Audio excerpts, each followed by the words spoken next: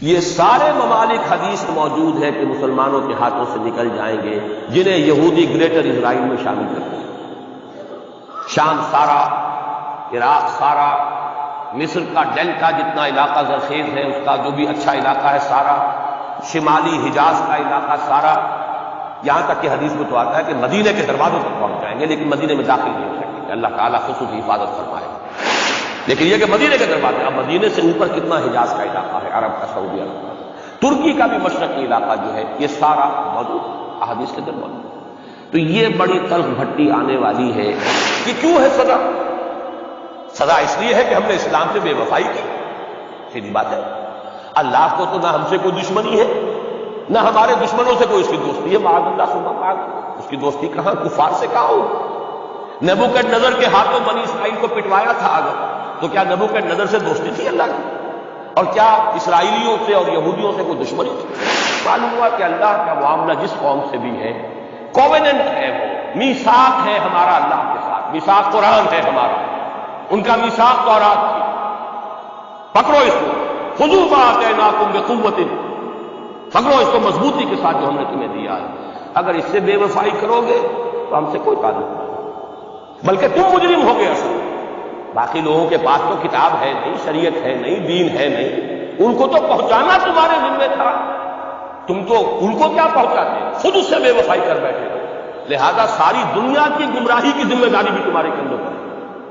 یہ ہے وہ جرم جس کی بنا پر سزا ملے گی، سزا کے مستحق ہیں ہم، اور ہم میں سب سے بڑھ کر عرب جن کی مادری زبان عربی ہے،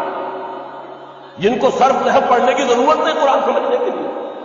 وہ تو از دل خیزت بر دل ریزت، براہ راست کمیونیکیشن قرآن سے ہو رہی ہے، وہ بے وفائی کریں تو ظاہر بات ہے مہا مجرم وہ ہے۔ لیکن پھر غیر عرب مسلمانوں میں اس وقت روئے ارضی پر سب سے بڑی مجرم قوم 10 کروڑ مغربی پاکستان، یہ میں ڈنکے کی چوٹ کہہ رہا ہوں اور بہت عرصے سے کہہ رہا ہوں، اس لیے کہ ہم وہ لوگ ہیں کہ جنہوں نے اسلام کے نام پر ملک بنایا۔ کوئی ملک دوسرا دنیا میں اس وقت اسلام کے نام پر نہیں بنا۔ ہم وہ لوگ ہیں پاکستان بنانے کے لیے لاکھوں جانیں مسلمانوں کی کلمہ گوؤں کی گئیں اور ہزاروں قسمتیں لوٹی، اور نہ معلوم کتنی مسلمان لڑکیاں اور عورتیں جو ہے رہ گئی پھر بھی ہمیشہ ہی سکھوں کے پاس، اور وہ آئی نہیں پاکستان اس اسلام کے نام۔ اور کیا کیا ہم نے؟ 46 برس ہو گئے، اس کہاں اسلام؟ لہذا اس سے بڑی مجرم قوم عربوں کے بعد ہم یہ کہہ سکتے ہیں ہمارا عام آدمی قرآن نہیں پڑھتا، قرآن جانتا نہیں، ٹھیک ہے، اپلی ہے اس طرح سے، اس اعتبار سے ان کے بعد تو پر ہمارا، لیکن باقی پوری دنیا کے مسلمانوں سے بڑھ کر مجرم ہیں۔ اور ہم اصل میں نہ صرف یہ کہ خود اپنے حصے کے مجرم ہیں، بھارت کے مسلمانوں کا بھی سارا وبال ہماری گردن میں ہے۔ آج میں چاہتا ہوں کہ اس کو آپ اچھی طرح نوٹ کر لیں۔ بھارت کے مسلمانوں نے، جسے آپ فرض کفایہ کہتے ہیں، نماز جنازہ فرض کفایہ، چند لوگوں نے بھی کسی مسلمان کی نماز پڑھ لی تو سب کی طرف سے ادا ہوگی، کسی نے بھی نہیں پڑھی تو سب مجرم ہو جائیں، بستی کے سب لوگ مجرم ہو۔ بھارت کے مسلمانوں نے فرض کفایہ ادا کیا جب پاکستان بنوا دیا، اور اس کی قیمت آج بھی مجھے کھلے نعرے لگے، مسلمان کے 2 استھان، پاکستان یا قبرستان، تیسرا کوئی نہیں۔ ڈنکے کی چوٹ کہا بابری مسجد کے بعد ایل کے اڈوانی نے، ہم ساری مسجدیں گرا دیں گے، کوئی مسجد باقی نہیں۔ ڈنکے کی چوٹ اعلانیہ، یہ سب کچھ ہو رہا، اور یہ نعرے تو نہ معلوم کب سے لگے،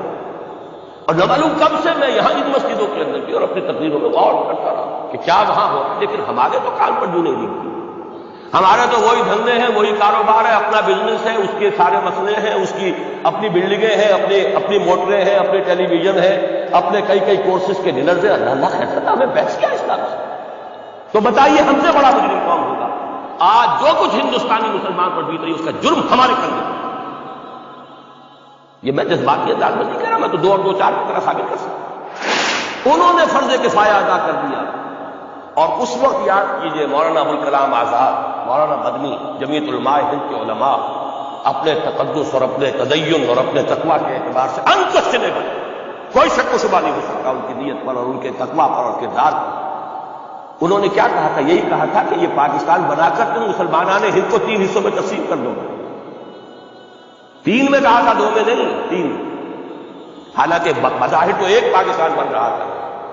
لیکن یہ مولانا ابوالکلام آزاد کے الفاظ تھے کہ 25 برس سے زیادہ یہ دو خطے یکجا نہیں رہ سکتے، اور 25 برس کیا 24.25 برس میں ٹوٹ گیا پاکستان، 25 برس پورے نہیں ہوئے، اور ان کے الفاظ تھے کہ 25 برس سے قائدی جمع نہیں رہ سکتے، 24.25 برس میں ختم ہو گیا، 16 دسمبر 1971 کو پاکستان ختم ہو گیا کہ نہیں ہو 71 کو۔ بہرحال نوٹ کرنے کی بات ہے، انہوں نے ہم نے کیا کہا تھا، میں بھی مسلم لیگ کی تھا، میں نے بھی نعرے لگائے، چاہے غیر شعوری دور تھا، ہائی اسکول اسٹوڈنٹ تھا، پاکستان کا مطلب کیا، لا الہ الا اللہ، فلک شگاف نعرے لگائے، اور نوائے وقت کا پرچہ انتظار کرتے تھے اسٹیشن پر کھڑے ہو کر، حصار ریلوے اسٹیشن کے اوپر، کہ اب گاڑی آئی اور اب نوائے وقت لیا اور پھیل گئے پورے شہر میں اس کو پہنچانے کے لیے۔ ہم کیا کہا کرتے تھے، ارے نہیں، دو طرف سے پاکستان جو ہے مضبوط پاکستان ہوگا، ہندوستان میں کسی ہندو کو جرأت ہوگی مسلمان کے لیے کوئی میلی نگاہ سے دیکھنا، وہ سارے خواب کام ہیں۔ جو ہمارا حال ہے وہ تو ہونا ہی تھا، یہ ملک بنا اسلام کے نام پر، اس کا استحکام ہو سکتا تھا تو صرف اسلام کی بنیاد پر ہو سکتا تھا، اسلام سے غداری کی، لہذا یہاں تو قومیتیں ہیں، یہاں تو اب ایتھنک اور ریجنل اور نہ معلوم کس کس قسم کی اور لنگوسٹک جو ہے نیشنلٹیز ہیں، نیشنلزم ہیں، وہ جو ایک امت ایک وقت میں بن گئی تھی، ایک قوم مسلم قوم ہندو کے مقابلے پہ وہ ختم ہو گئی۔ اور حال کیا ہو گیا ہے، اس سے پہلے بھی کبھی کبھی ہندو مسلم فسادات ہوتے تھے، کیا سندھ سے مسلمان نہیں پہنچ جاتا تھا وہاں ریلیف کے لیے؟ کیا پنجاب سے اور سرحد سے مسلمان نہیں جاتے تھے؟ بہار نہیں گئے؟ کیا کانپور کی مسجد شہید ہوئی تھی 1915 میں تو پوری ہندوستان سے مسلمان نہیں پہنچے؟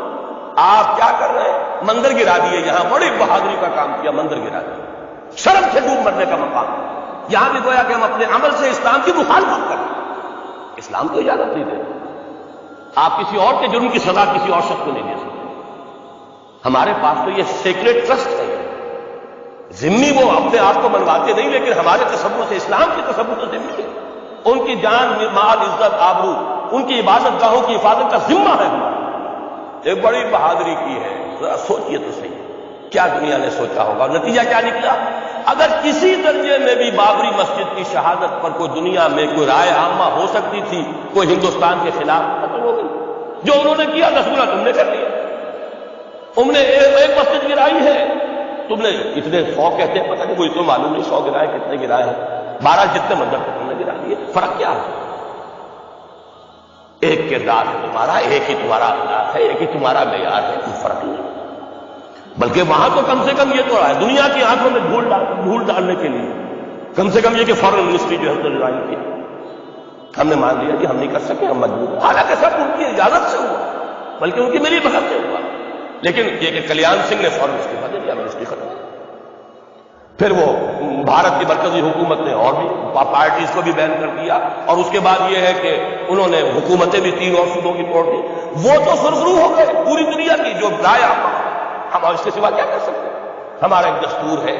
دستور میں جو بھی صوبائی حکومت ہوتی ہے اس کی اجازت کے بغیر ہم فوج بھیج نہیں سکتے،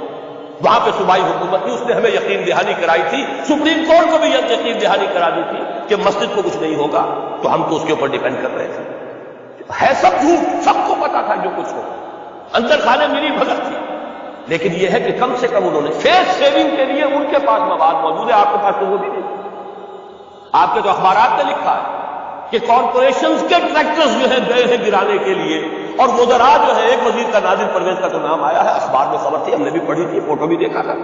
کہ وہ خود ہاتھ میں پھاوڑا لے کر جو ہے وہ منظر گرانے کے لیے۔ یہ جو صورتحال ہے جان لیجیے، اس وقت میں آپ کو بتانا چاہتا ہوں، ہندوستان کے مسلمان پر تو جو قیامت بیت رہی ہے بیت رہی ہے۔ میں نے اپنا ایک تاثر کچھ عرصے پہلے یہاں شاید بیان کیا تھا، رہا ہے میرا تاثر، اور وہ ہے اصل میں وہ لاسٹ سفر جو ہے انجیل میں جس کا تذکرہ ہے حضرت مسیح علیہ السلام نے، جو آخری کھانا رفع سماوی سے قبل کھایا ہے اس باغ میں جہاں روپوش تھے اپنے حواریین کے ساتھ، تو اس میں یہ الفاظ آئے ہیں، میں نہیں جانتا صحیح ہے غلط ہے، وہ ایک علیحدہ بات ہے کہ آپ نے وہ روٹی توڑی اور کہا کھاؤ، eat and this is my flesh, یہ میرا گوشت ہے، کھاؤ، اور اس کو کہتے ہیں وائن، کوئی مشروب ہوگا جو بھی ہوگا، زیادہ کہ پیو، drink and this is my blood. میرا احساس ہمیشہ یہ رہا ہے، اس کے بعد کچھ مان پڑ گیا، جب یہاں مسلمان نے یہاں مارا ہے، کچلا ہے اور زندہ آگ میں جلایا، کوئی بات ختم ہو گئی، میرے دل کے اوپر سے وہ احساس ختم ہو گیا۔ وہاں ہندو کے ہاتھوں جب مسلمان کے ساتھ یہ کچھ ہوتا تھا، تو پھر جب میں کھانا کھاتا تھا محسوس کرتا تھا کہ میں ہندوستانی مسلمان کا گوشت کھا رہا ہوں اور ہندوستانی مسلمان کا خون پی رہا ہوں۔ یہ ہمیں عیش جو یہاں حاصل ہے، جو آرام حاصل ہے، جو ہمیں یہاں پر سہولتیں حاصل ہیں، جو معاشی، اس کی کاسٹ پڑ، اس نے آپ کو یہ ملک دے کر دیا اور آج تک اس کی قیمت ادا کر رہے ہیں، اور ہم جو ہے عیش کر رہے ہیں، جو چھرے اڑا رہے ہیں۔ یہاں جس کے پاس 2 پیسے ہو گئے برقع اتار کے اس نے پھینک دیا، یہ معلوم ہوتا ہے کہ یہ تو مفلسی کو چھپانے کا ذریعہ تھا۔ 4 پیسے ہو، اچھے کپڑے پہنے ہوئے ہو، میک اپ صحیح کیا ہوا ہو، تو پھر برقعے کی کیا ضرورت ہے؟ اور میں نے شاید سنا ہے آپ کو، مجھ سے تو اتنی لڑکیوں نے یہ الفاظ کہے بات۔ میں جب پریکٹس کرتا تھا لاہور میں کرشن نگر میں،